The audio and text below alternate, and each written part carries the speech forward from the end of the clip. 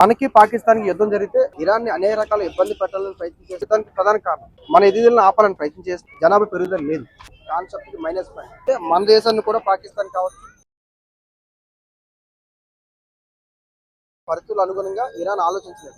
Iran చాలా ప్రాచీనమైన ఆలోచన విధానం అవలంబించింది. అదే ఇరాన్ యొక్క మెయిన్ కాన్సెప్ట్ కి మైనస్ పాయింట్.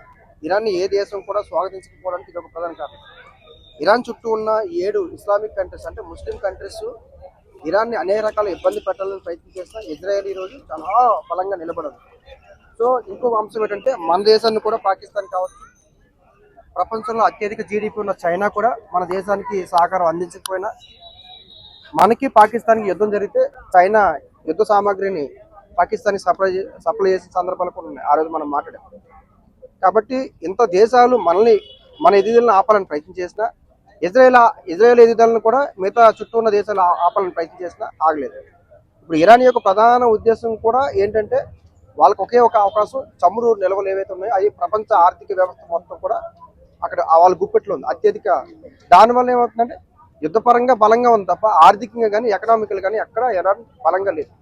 మీకు ముస్లిం కంట్రీస్లో ఎక్కువగా జనాభా పెరుగుదల ఉంటుంది. మన ఇండియాలో కూడా పెరుగుదల ఉంటుంది. కానీ అక్కడ గత 10-15 సంవత్సరాల నుంచి జనాభా పెరుగుదల లేదు.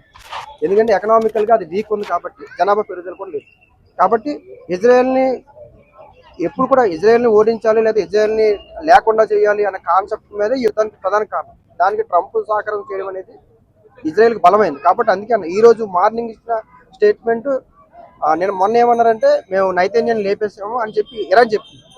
ఇజ్రాయెల్ ప్రధానమంత్రి నైతన్యాన్ని మేము లేపేసామని చెప్పి వాళ్ళు స్వయంగా చెప్పారు. ఆ నెక్స్ట్ రోజు అదే రోజు నైట్ వచ్చి నైతన్య గారు చెప్పారు మేము నరేంద్ర మోడీ గారి కృతజ్ఞతలు చెప్తున్నాము, భారత్కు రుణపడి ఉంటాము అని చెప్పారు.